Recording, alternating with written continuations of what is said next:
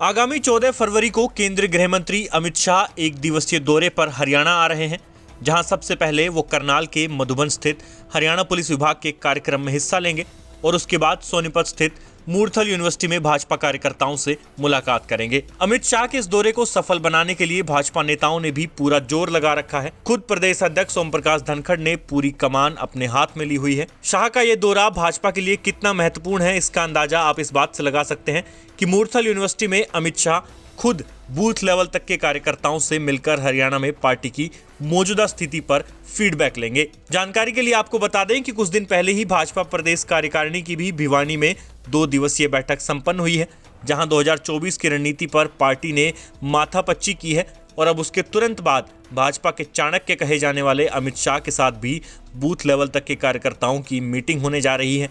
इससे आप खुद अंदाजा लगा सकते हैं कि राजनीतिक लिहाज से शाह के इस दौरे के क्या मायने हैं। हालांकि पार्टी को मजबूत करने के अलावा शाह के इस दौरे के पीछे 2 और वजह बताई जा रही है। पहली तो ये कि खराब मौसम और जनता की गैर मौजूदगी के चलते जिस तरह अमित शाह की गोहाना रैली फ्लॉप हुई थी, उसके बाद से भाजपा कार्यकर्ताओं और संगठन में मायूसी थी, जिसको लेकर पार्टी काफी चिंतित नजर आ रही थी और केंद्रीय गृह मंत्री अमित शाह के इस दौरे से पार्टी कार्यकर्ताओं के मनोबल को बढ़ाने का काम किया जाएगा। वहीं दूसरी महत्वपूर्ण वजह है जीटी रोड बेल्ट से गुजरी राहुल गांधी की भारत जोड़ो यात्रा। दरअसल राहुल गांधी की यात्रा के बाद से भाजपा के किसी बड़े नेता ने हरियाणा में कोई कार्यक्रम नहीं किया है।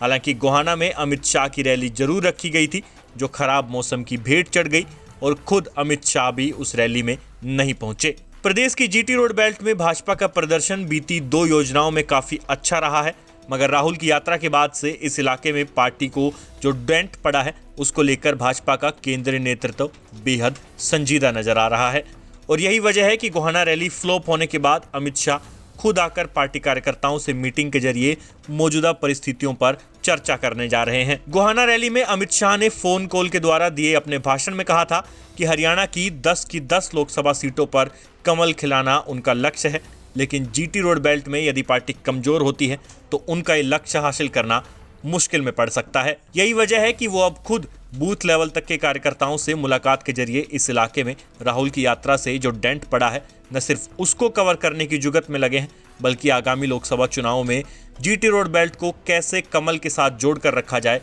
इसको लेकर भी काफी सीरियस नजर आ रहे हैं। शाह के इस दौरे की तैयारियों में जुटे भाजपा प्रदेश अध्यक्ष ओम प्रकाश धनखड़ का क्या कहना है, अब वो सुनिए। अमित शाह जी का दौरा हो रहा है, तो लोकसभाओं का दौरा उनका होगा। पहले उनका एक सरकारी कार्यक्रम है करनाल में, मधुबन में पुलिस विभाग का। उसके बाद वो करनाल लोकसभा की कार्यकर्ताओं की एक बैठक करनाल में संबोधित करेंगे। उसके बाद उनका एक सहकारिता का कार्यक्रम है। बाद में शाम के समय दोपहर बाद वो यहाँ सोनीपत के कार्यकर्ताओं की एक बैठक को एड्रेस करेंगे, लोकसभा के कार्यकर्ताओं की।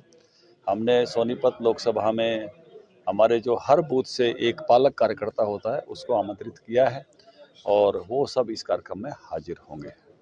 अमित शाह जी जब रहेंगे तो पार्टी के जो प्रमुख लोग यहाँ दायित्व संभालते हैं वो भी उनके साथ रहेंगे, मुख्यमंत्री जी और मैं भी रहूँगा।